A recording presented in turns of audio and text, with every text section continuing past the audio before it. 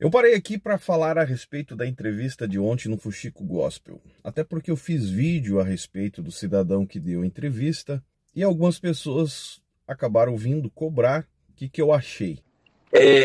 Dentro da lei, se dois pés de maconha se enquadravam e tal. Depois falou sobre a arma, sobre o porte legal, né? O porte legal, se ia caber fiança, mas parece que ele não queria colocar como fiança porque eu tinha abrido fogo. E aí, no final, eu estou respondendo atentado ao homicídio contra agente público, tráfico de droga, venda de munição, venda de arma e mais outras coisas lá. Pelo baixo aí, era para pegar quase 12 anos, velho. 12 anos.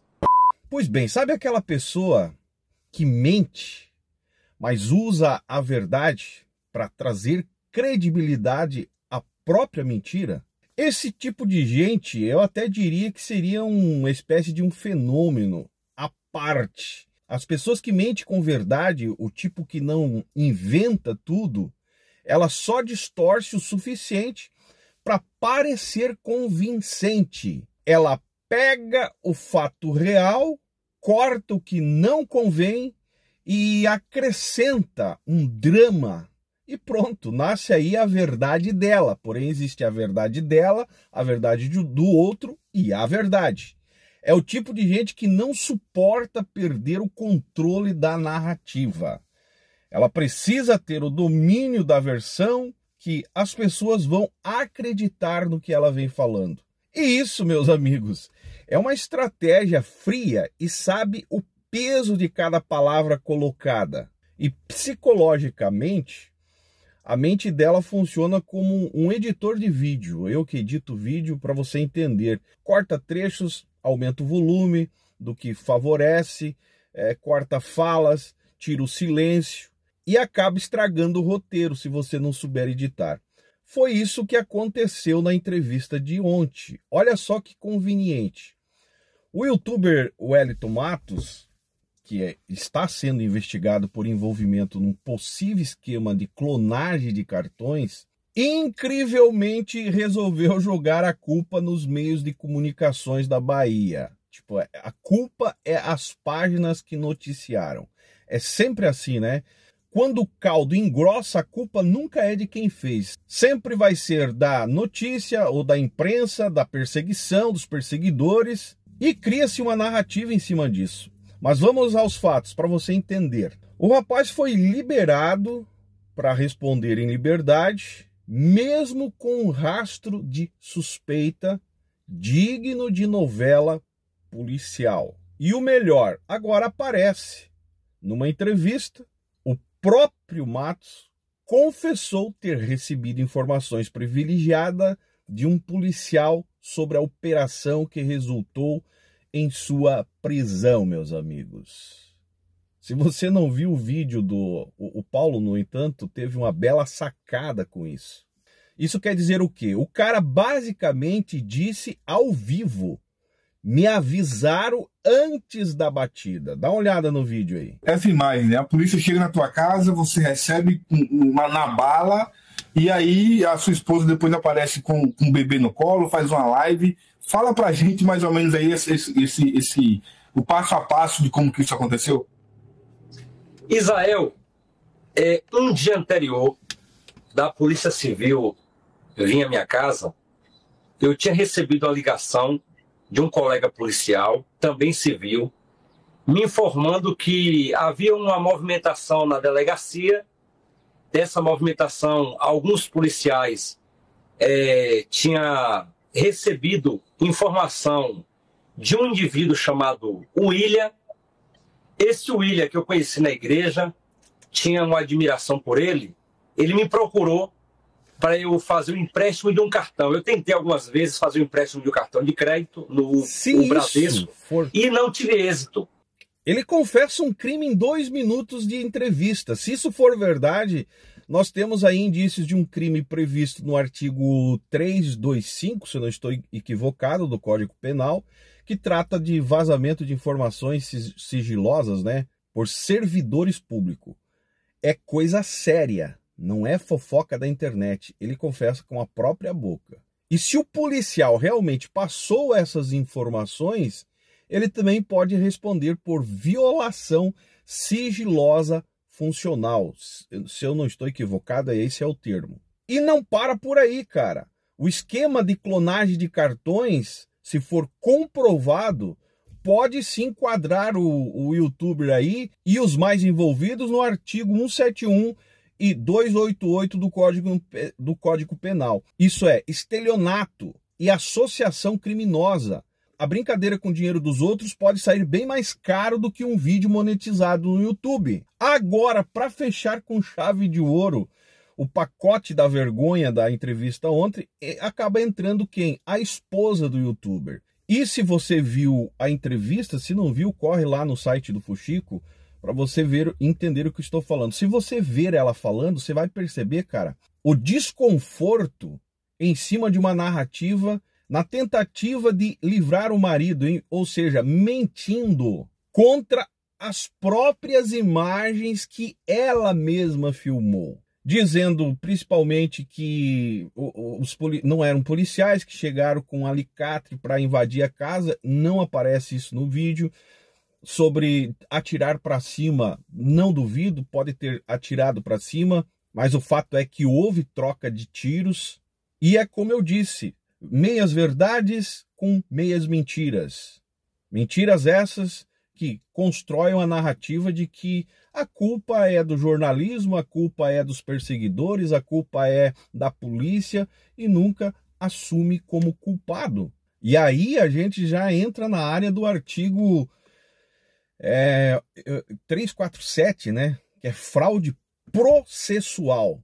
Traduzindo, tentar enganar a justiça é crime, não é demonstração de amor conjugal, conforme tentaram passar no vídeo, né? E esse comportamento dela, tanto dela quanto dele, meu amigo, tem muitos comentários que o povo não engoliu, porque é uma narrativa cheia de meias verdades. No fim das contas, o youtuber aí tenta virar o jogo, jogando contra a imprensa, como se o jornalista fosse problema e não conteúdo dos autos, que as próprias imagens falam por si só, mas não tem como fugir. A verdade é que ele está preso, possivelmente com tornozeleira eletrônica.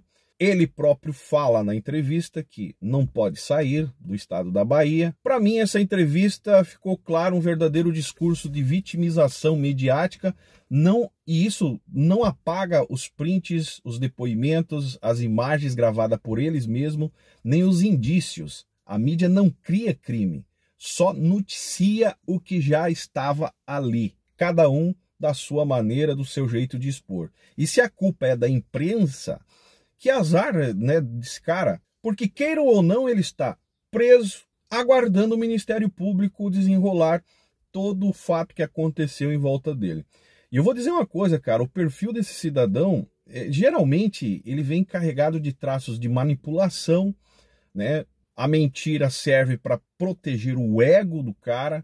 Ele não quer expor a verdade como é de fato. Ele só quer parecer estar certo. E se for confrontado, logo se vitimiza. Você entendeu errado, a mídia distorceu, geralmente vem essas frases. Estão me perseguindo, isso é calúnia, é as frases clássicas, né? A culpa é sempre do outro, porque ele se vê como um mocinho do próprio caos. Agora, se a gente olhar por um lado, talvez psiquiátrico, esse comportamento, cara, pode fletar com um transtorno de personalidade, que envolve falta de empatia, manipulação e zero remorso, que é o que a gente percebe, cara. E o narcisista, que é o rei do espelho, precisa de admiração o tempo todo e acaba distorcendo qualquer fato para continuar impecável. Você pode ver. A preocupação tanto dele quanto dela é aparecer de casaco, terno, gravata, para passar aquela imagem de alguém empoderado, alguém resolvido na vida, uma boa imagem. Mas só convence o desavisado, cara, porque quem conhece esse contexto sabe que o meio evangélico tem muito disso. É o lugar fértil para esse tipo de pessoas se camuflarem, cometerem todo tipo de crime e se blindarem com o tal eu sou homem de Deus, eu estou no lugar de Deus. Criam-se perfis nas redes sociais, fazem questão de postar só coisas envolvendo o meio religioso, porque quando o cerco apertar, ele tem a sua defesa. Está aqui, eu sou essa pessoa. E ele entra no mesmo discurso, porque para ele é fácil colocar a máscara, né?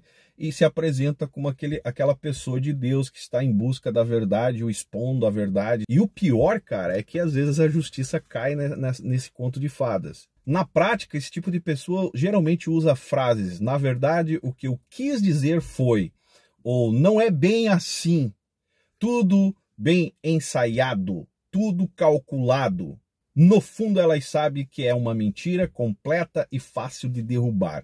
Então, mistura um pouco de verdade para dar o gosto de uma realidade para iludir quem está assistindo ou ouvindo ele. E o resultado é esse: confusão, a vítima duvida da própria percepção e o mentiroso sai por cima sempre, como se fosse o injustiçado da história. É o famoso jogo da manipulação emocional, onde quem mente vira o coitadinho e quem descobre a mentira geralmente acaba virando o vilão. No fim das contas, meus amigos, esse tipo de pessoa não quer enganar só os outros, quer enganar a si mesmo e vive no engano. Vive um teatro onde ele sempre vai ser o herói e todo mundo que aponta o erro dele, no caso, é inimigo, é perseguidor. Resumindo, quem mente com a verdade é um perigo, porque veste a mentira com roupa de coerência. E é isso que você precisa ficar atento. É a falsidade com diploma de credibilidade, em outras palavras. É o tipo de quem transforma o engano em argumentos, em defesa, e a culpa sempre vai ser da imprensa ou sua, que questiona, que faz perguntas. Para mim, é isso, cara. Eu não sei se eu vou conseguir postar o vídeo hoje, que eu estou fora, mas para mim, resumindo, é tudo isso. Foi uma entrevista vergonhosa, porque ele poderia muito bem, conforme disse o Paulo lá do canal No Entanto, aproveitar a oportunidade e assumir a verdade. Não a verdade dele nem a do outro, a verdade. E reconhecer, realmente usei o meu filhinho, não tinha onde largar, coloquei no colo, ficou parecendo refém, talvez, né, peço perdão, desculpa por ter agido assim. Assumir toda a verdade, não meias verdades, conforme deu para perceber. E reconhecer que ele quer, né, liberdade, quer mudar a vida por amor ao filho, conforme ele próprio falou, mas com a verdade. Perdeu a oportunidade, no meu ponto de vista. É isso. Deixe seu comentário aí embaixo, que é importante. Se você não é inscrito do canal, se inscreva. Ajuda a hypar o nosso conteúdo, que isso é muito importante para nós também. Me segue nas demais redes sociais. E esse é o canal Fala Lá. Estamos juntos por um Brasil e um mundo melhor. E peço desculpa por estar gravando remotamente aí, dada a correria da vida.